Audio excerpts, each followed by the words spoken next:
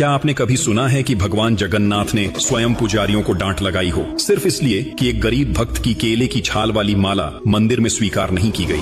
कहते हैं कि रघुदास पुरी के एक महान भक्ति योगी थे जो भगवान राम के परम भक्त थे। उनका आश्रय जगन्नाथ मंदिर के सिंहद्वार के पास एक बड़े छत्र के नीचे था। एक दिन उन्होंने मंदिर में प्रवेश किया और देखा कि भगवान जगन्नाथ के सामने राम, लक्ष्मण और सीता का दिव्य दर्शन हो रहा है। यह दृश्य देखकर रघुदास को यह विश्वास हो गया कि जगन्नाथ और रामचंद्र एक ही देवता हैं और उनकी भक्ति का स्वभाव सखा प्रेम में बदल गया। एक दिन रघुदास ने अत्यंत प्रेम से भगवान के लिए एक सुंदर माला तैयार की। माला तो उन्होंने फूलों से बनाई थी, लेकिन डोरी न मिलने के कारण उन्होंने केले के पेड़ की छाल को धागे की तरह इस्तेमाल किया। भक्ति उनकी सच्ची थी, परंतु मंदिर के नियम कठोर थे।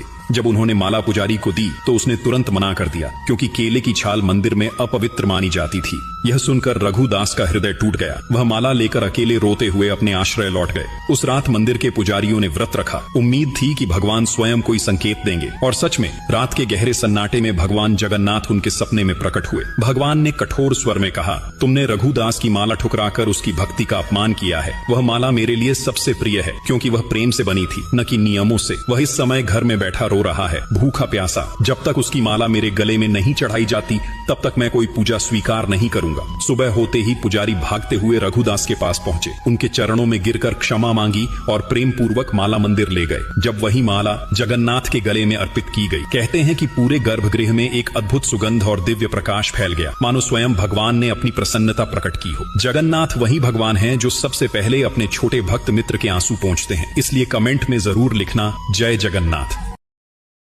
Download ShareChat.